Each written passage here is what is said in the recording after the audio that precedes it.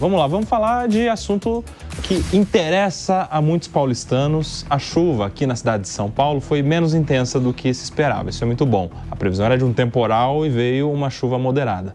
Mas ainda assim gerou muita dor de cabeça e esse trauma que ficou para o paulistano traz o questionamento. A Enel deve continuar prestando o serviço de distribuição de energia ou deve deixar o país, como alguns políticos defenderam nos últimos dias?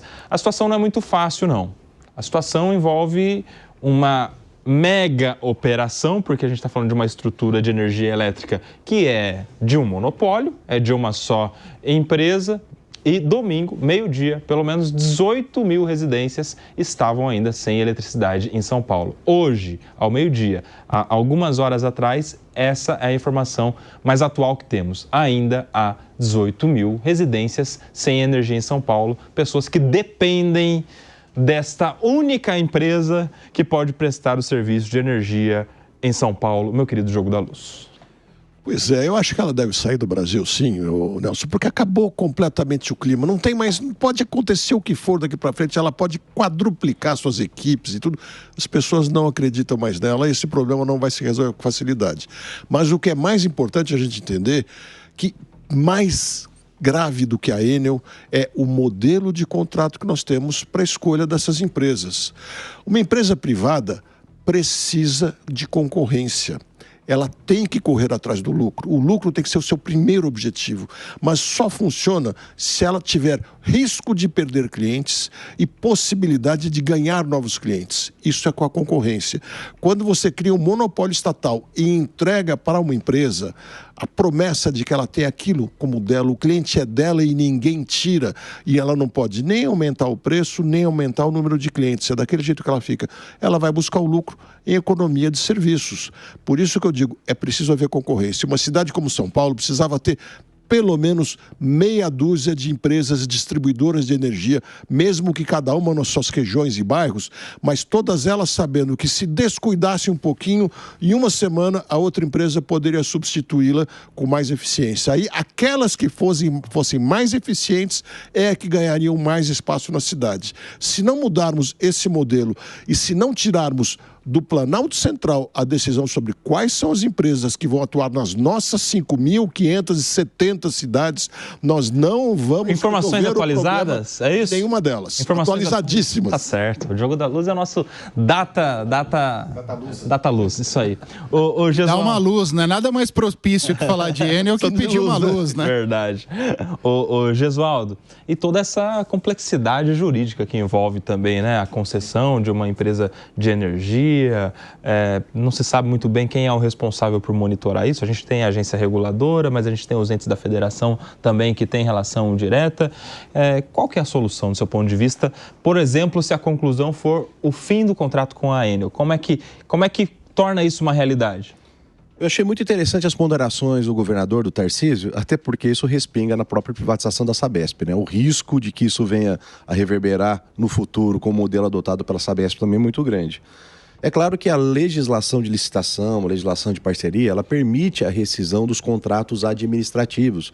Esses contratos que as empresas particulares firmaram com o poder público. Mas é muito importante que nós garantamos também a segurança jurídica. Portanto, é sim factual. A Enel não tem mais condição de se manter. Eu fiz um levantamento aqui. No mundo, ela é uma multinacional italiana. Ela tem braços de atuação, tem operação na Argentina, no Chile, na própria Itália. E o débito dela hoje é de 60 bilhões de dólares. 60 bilhões de dólares. É uma operação que caminha a passos largos para a bancarrota geral. Portanto, aqui, a precarização dos serviços dela decorre muito exatamente desse prejuízo financeiro que ela tem, dessa dificuldade financeira que ela tem. E não me parece que tem fôlego para poder melhorar o tipo de prestação de serviço. Esse prejuízo, então, ele é o prejuízo global, né? Operacional global. Aqui é lucro em cima de lucro, é dar com pau. Aqui é muito dinheiro que eles ganham. A operação global dela é de 60 bilhões de prejuízo, segundo a Forbes, levando em consideração os braços que ela tem em vários países, que não apenas no Brasil. Sim. Mas uma vez que ela tem prejuízo global, é evidente que uma operação tem que suprir a outra. E muito provavelmente aquele superávit que ela tem aqui seja utilizado para suprir o déficit em outras operações. Ou seja, se der para checar aí, Diegão, quanto que a Enel está lucrando no Brasil, e diante da comparação com esses outros dados trazidos pelo Gesualdo, em resumo, funciona assim: o consumidor de São Paulo paga para que a Enel cubra despesas em outro lugar. Exatamente. E o serviço, exatamente. Nem aí para a população de São Paulo. Até porque esse contrato de concessão, para o caso da Enel, é um contrato dos sonhos, é igual o de estrada. A estrada já está pronta, o pedágio já está pronto, você assume a concessão e só opera. Ou seja, é só lucro, são poucos investimentos. A Enel vem dando uma mancada há muito tempo, foi em Goiás, né, que ela saiu do Estado, acabou a Equatorial assumindo, ela não tem concorrência, como o Diego colocou, e ela traz para a gente essa questão do capitalismo moderno, que ele é misturado, é misto Estado e iniciativa privada. Vide a Enel, maior acionista governo da Itália, ela opera como uma empresa privada, sem concorrência, num contrato de concessão, e a gente não sabe quem é o dono da Enel, quem é o dono, porque tem vários fundos de investimento que têm ações da Enel, então é muito pulverizado, confuso. Pode-se falar que tecnicamente seria uma estatal italiana que opera nesse modelo, mas assim como foi colocado, acabou o clima, a Enel tem que sair, e eu defendo até numa interpretação mais elástica um mandado de prisão contra o presidente da Enel, viu, Kobayashi? Olha só essa informação que o Diego Castro, nosso diretor, nos atualiza aqui. O lucro líquido, ou seja, já descontados aí os impostos e tal, o lucro líquido da Enel em 2023, da Enel Brasil, é de 2,6 bi, não é milhões não, 2,6 bilhões, com B de bobo, do paulistano, ou Acácio Miranda. E aí? O cidadão paulistano, o cidadão brasileiro, né, porque esse lucro é nacional, tem outras regiões também, o cidadão fica pagando aqui a sua conta para a Enel cobrir prejuízo de outro país. Sim. Porque aqui, com esse dinheiro, daria para oferecer um serviço melhor, oferecer um atendimento melhor, porque não é só o serviço que é ruim, o atendimento também é péssimo, as pessoas abrem chamado, o chamado se dá por resolvido no aplicativo, no site, e a pessoa não sabe nem quando que a energia vai voltar e nem por que está sem energia, qual é a previsão, não tem informação nenhuma. Explica pra gente. Eu acho que existem dois fatos muito graves nessa história. O primeiro deles já foi bem relatado pelo Gesualdo. Nós a Enel usa o que arrecada no Brasil para custear o seu prejuízo ou um melhor serviço lá na Itália. Em segundo lugar, a Enel dá de ombro pro paulistano, principalmente. Quando a gente olha as notas emitidas pela Enel na última semana, elas revelam o total desprezo que a empresa tem com a cidade de São Paulo. Eles disseram que os prejuízos seriam analisados individualmente. Então, que cada qual bata as portas da Enel para eles analisarem se aquele prejuízo tem pertinência ou não tem. Em segundo lugar, quando o Ministério Público e outras entidades disseram que entrariam com ações coletivas, a Enel simplesmente não ligou, simplesmente disse que este era o papel dessas instituições e se elas entendessem por bem, deveriam fazê-lo. Portanto, não há um mínimo de discernimento por parte da empresa em entender os seus defeitos e falar, olha, nós vamos aperfeiçoar esses problemas, nós vamos corrigir esses problemas, nós nos solidarizamos àqueles que tiveram prejuízos. Não, ferre-se. Eles simplesmente disseram que cada um se vire e eles vão continuar tocando a vida. E aí sabe o que começou a acontecer, ô meu querido Guilherme Mendes? A prefeitura começou a cuidar da Enel como se fosse uma babá cuidando de uma criança. Colocou câmera na frente do portão para saber quantos caminhões vão sair para atender às necessidades do atendimento de energia. Começou a cadastrar as placas dos caminhões para saber se está indo mesmo atender os chamados dos consumidores. Olha que situação essa, né? Para monitorar se é 1, 2, 10 ou 20 caminhões que vão prestar o serviço. Precisa disso? A prefeitura cuidar da Enel como se fosse uma babá cuidando da criança? Guilherme Mendes. Koba, e o incrível de toda essa história é que o modelo se repete. Daqui a alguns anos, provavelmente, como o Gesualdo bem falou, nós vamos estar aqui discutindo a situação da Sabesp.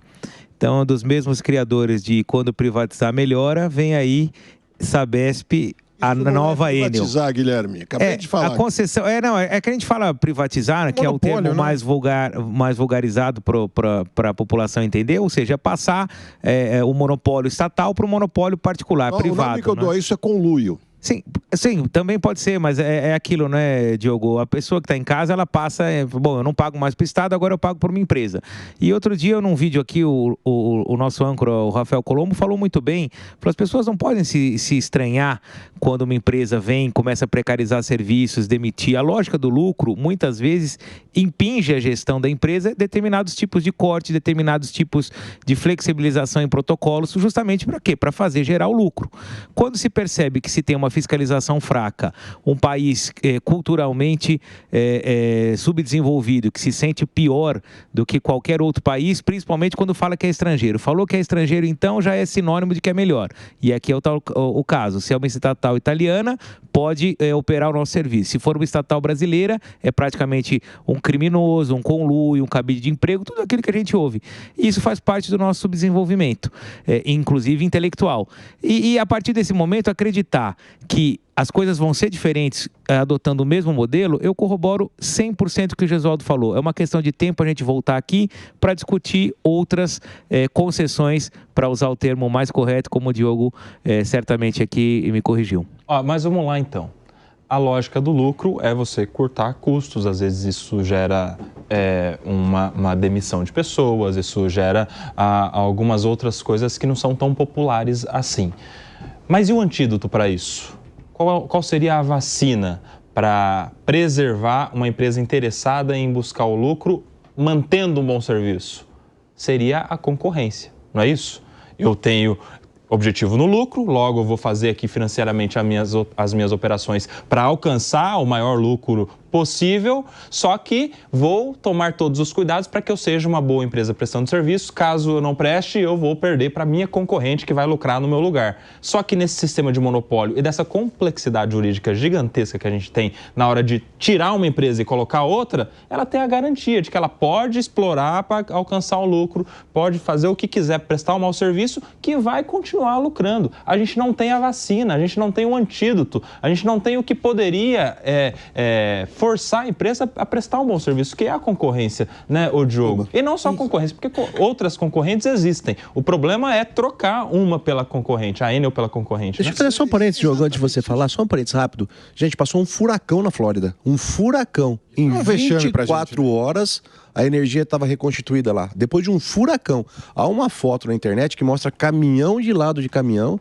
da empresa de energia fazendo recuperação de postes. E nós, com a chuva que foi um pouco mais forte, quase há 10 dias sem energia. E ontem que tivemos uma chuva moderada, apesar das previsões indicarem uma chuva mais forte, tivemos, de fato, uma chuva moderada, 4 bairros ficaram sem energia em São Paulo. Veja o que é uma empresa estatal, uma empresa privada protegida por monopólio estatal. Ontem, sábado, a Enel disse que tem 23 mil imóveis ainda sem energia e que isso está absolutamente dentro da normalidade, está tudo bem. Imagina um dos 23 mil moradores dessas casas que está sem luz, perdendo sua comida, sem poder assistir televisão. Empresas paradas. Ouvindo uma coisa dessas. Tá tudo bem, normal, são 23 mil que estão sem energia, não vai mudar nada na minha vida, quero que vocês se danem. É isso que eu entendo do que eles falam. Mas tem que haver concorrência. Empresa privada é sinônimo de livre mercado. Se ela trabalhar no ambiente de livre mercado, você vai me dizer, mas nessa área é mais difícil. É muito simples. Conceda-se às prefeituras o direito delas escolherem as empresas de energia que vão lhes servir. E não a partir do Ministério das Minas de Energia, que é um grande erro. Conceda-se. E que as prefeituras distribuam entre várias empresas. Porque daí ela vai buscar o lucro, mas ela sabe que se ela trabalhar bem, ela vai poder pegar alguns clientes da concorrente, como acontece na telefonia. E ela sabe que se ela trabalhar mal, ela vai perder clientes para outra concorrente que está louca para abocanhar o seu espaço. Esse é o livre mercado. Empresa privada tem que ter medo de perder cliente e tem que ralar muito para poder ganhar clientes. Nesse contexto, ela pode correr atrás do lucro, que ela vai atender muito bem as pessoas e só se atender bem que ela vai conseguir o lucro que ela quer. Fala, Cássio. Nelsinho, me incomoda muito quando a gente fala sobre privatização, porque a gente fala de forma ampla. E a gente, quando pensa em privatização, tem que pensar nas modelagens possíveis dentro do nosso país.